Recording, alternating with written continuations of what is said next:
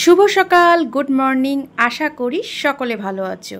Sudeshna lifestyle ব্লগে জানাই স্বাগত। অনেক দিনের শখ ছিল, বা বলতে পারেন যে ঠাকুর পুজো দেওয়ার ইচ্ছাও ছিল।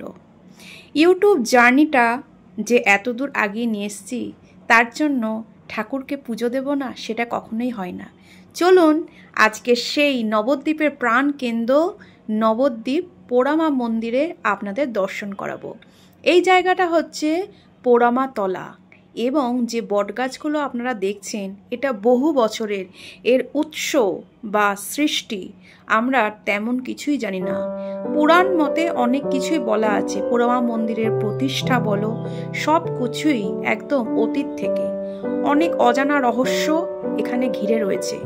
আর এমনও ঘটনা আছে, কেউ যদি বটগাছের কোনো রকম পাতা বা ডালপালা কিছু কাটতেও যায়, তার প্রাণ কিন্তু থাকে না। অনেক রহস্যে মোড়া ঘিরে এই সেই পোড়ামা মন্দির। চলুন আজকে পুজো দেব, সাথে আপনাদের নিয়েও দর্শন করাবো। এই জায়গাটা এমনই, প্রচুর কসমেটিক্সের দোকান রয়েছে চারিদিকে, আপনারা লক্ষ্য করবেন।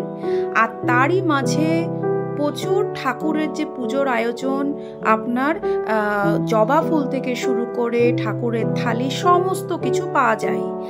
আর মার্কেটটা কীরকম বলুন তো, ঠাকুরের জামা কাপড়, যেমন ধরুন গোপাল ঠাকুরের খুব সুন্দর সুন্দর পোশাক আশাক পাওয়া যায়, শাক পাওয়া যায়, শাখা পাওয়া যায়, কসমেটিক্স পাওয়া যায়। পুরো মার্কেটটা ঘিরে এই পোড়ামা মন্দির অবস্থিত। আমার বাড়ি থেকে খুবই সামান্য 10 মিনিট দূরে, কিন্তু এইভাবে শান্তি মনে অনেক বছর পরই পুজো দিলাম। চলুন, সকালবেলা একদম খালি পেটে উপোস করে, একদম জলও খাইনি, নির্জলা উপবাস করে চলে আসলাম মন্দির প্রাঙ্গণে। তা ভাবছিলাম এত ভিড় কি করে পুজো দেব। আর দিনটা ছিল সামনের গত শনিবার, অর্থাৎ দোল পূর্ণিমার ঠিক যে পরের দিন শনিবারটা হয়, সেই দিন ছিল। তো আমি যেটা নিলাম, একটা ডালি নিলাম, তার মধ্যে কদমা, তারপরে যা যা থাকে মিষ্টি সমস্ত কিছু, আর একটা নিলাম জবা ফুলের মালা। সামনে জুতো রাখতে হয়, তার কারণ এখানে হাত ধোবো, সমস্ত কিছু যা যা করার নিয়ে নিলাম। ধূপকাঠি বলুন, মোমবাতি বলুন। আর দোকানদারকে বললাম যে কাকু, আমার সব কিছু রইল, আমি ফিরে এসে টাকা দেব। আমার কাছে খুচরো পয়সা সেরকম ছিল না। আর ঠাকুরকে তো নিবেদন করতেই হবে, বুঝতেই পারছেন, দক্ষিণা দিতে হবে। তো চলুন প্রথমে আগে পুরো ব্যাকগ্রাউন্ডটা ঘুরিয়ে নিলাম। ঠাকুরের যে ঘণ্টা, টুক করে ঘণ্টাটা বাজায়, ঢং ঢং ঢং।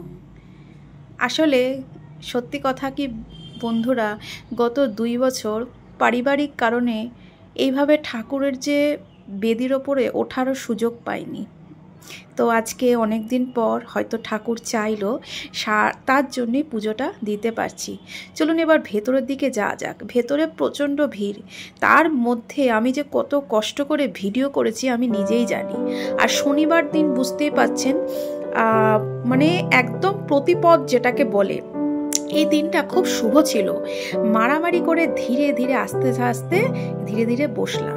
পোড়ামা মন্দিরের ভেতর পোর্শন অতটা দেখানো সম্ভব নয়, পুরো নীল সরস্বতী টাইপের দেখতে পাচ্ছেন, একদম ফুলে ভর্তি। আর সামনে একটু বসবো কি, মানে সেই জোনে পিছনে লোকের একদম ঠেলাঠেলি চলছে।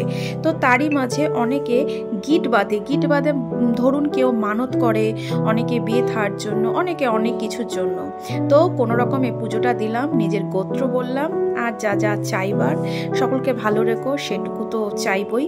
তো চলুন, চারদিকে একটা পাক দিতে হয়। দেখতে পাচ্ছেন পুরো বট গাছের মধ্যস্থলে মন্দিরটি রয়েছে, আর চারিদিকে একটু ঘুরতে হয়। তো হাতে ধূপকাঠি ছিল, মোমবাতি ছিল, সেটা পিছন পোর্শনে জ্বালানোর জন্য ধীরে ধীরে এগিয়ে গেলাম।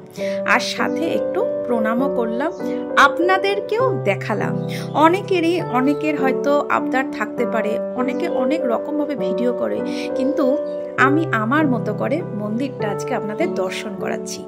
আর মোমবাতি আর ধূপকাঠিটা জ্বালিয়েছি, তার মধ্যে হাওয়া দিচ্ছিল তো নিভে যাচ্ছিল, ধীরে ধীরে মোমবাতিটা জ্বালালাম, দিয়ে এক জায়গায় সেট করলাম। তো মোমবাতি নিয়ে তো ঘোরা যাবে না, ধূপকাঠিটা নিয়ে আস্তে আস্তে ঘুরতে থাকলাম। প্রথমে ভালো করে জ্বালালাম, দেখতে পাচ্ছেন এত সিঁদুর রয়েছে না, পুরো ভর্তি হয়ে রয়েছে। আর এই মন্দির বহু প্রাচীন।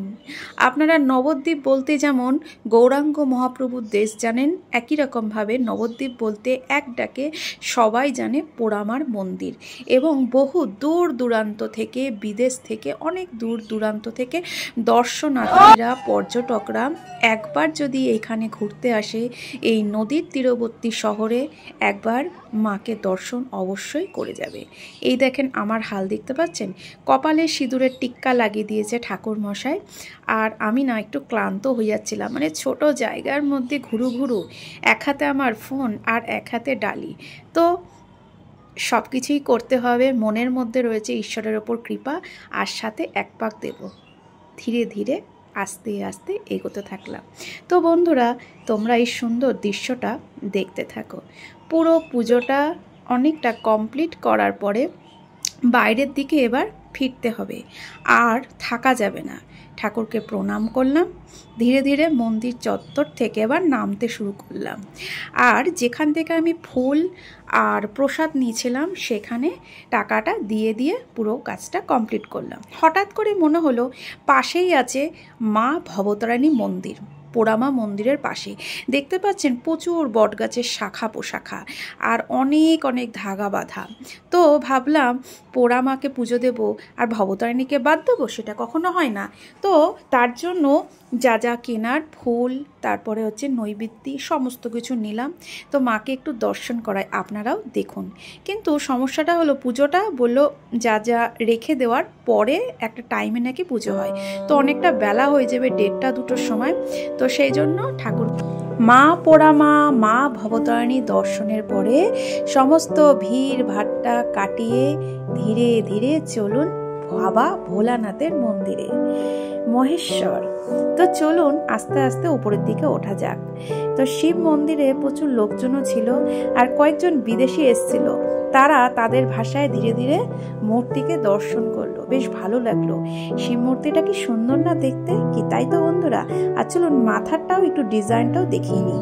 তো পুজো আচ্ছা কমপ্লিট হলো, এবার ধীরে ধীরে আস্তে আস্তে নিচের দিকে নামবো।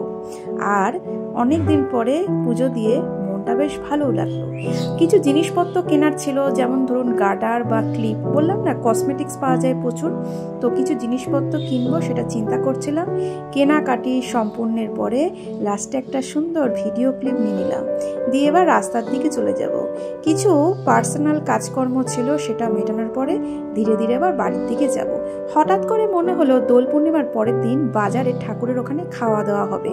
তা ভেবেছিলাম খিচুড়ি প্রসাদ খাওয়াবে, কিন্তু গিয়ে দেখি ওরে বাপরে বিশাল আয়োজন, ভাত, ডাল, চিপস, এঁচড়। কিন্তু এত লাইন, মানে সিট ধরার ব্যাপারটাই আলাদা। শেষে বুদ্ধি খাটালাম এইভাবে হবে না, দাঁড়িয়ে দাঁড়িয়ে দুটো পাতা নিই। আর সেই জন্য আমি আর আমার ছোট বন্ধু দুজনায় দাঁড়িয়ে খেয়ে নিলাম। প্রসাদ পাওয়াটাই বড় কথা, কিন্তু ঠাকুরের কাছে গিয়ে প্রসাদ না পেয়ে ফিরে আসা খুব খারাপ লাগে। যাই হোক, অনেক যুদ্ধ করে অবশেষে প্রসাদ পেলাম, দারুণ লাগলো। আর আজকের দিনটা যে এইভাবে কাটাবো নিজেই বুঝতে পারিনি। তো বন্ধুরা, সকলকে অনেক অনেক ভালোবাসা। ভিডিওটা কেমন লাগলো একটু কমেন্ট করো, আর নতুন বন্ধু হলে সাবস্ক্রাইব করে পাশে থেকো। আজকের জার্নি এটুকুই। সকলকে আবারও বলছি অন্তর থেকে মন থেকে ভালোবাসা, আর এইভাবে সবাই সাপোর্ট করো। দেখতে পাচ্ছ আমার কি হাল, পুরো ঘেমে গেছে, আর একটা পা নিচে আর একটা পা ওপরে দাঁড়িয়ে রয়েছি। প্রসাদটা পেয়েছি, সত্যি এটা একদম চিরস্মরণীয় হয়ে থাকবে। টাটা বাই বাই, সকলে ভালো থেকো, বাই।